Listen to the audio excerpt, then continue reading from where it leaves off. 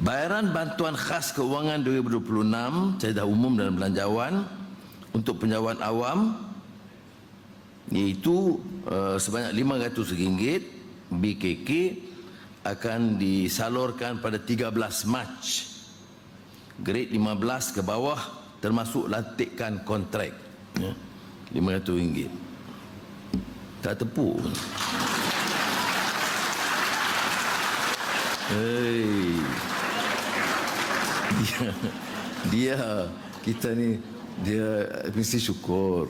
La in syakartum la azidannakum wa la in kafartum inna azabi la syadid. Kita syukur. Saya tak kata terima kasih kepada saya kata syukur. Syukur kepada Allah Taala. Ini termasuk pesara kerajaan dan veteran yang berpencen dan tidak berpencen pun dapat RM250 pada tarikh yang sama, iaitu 13 Mac.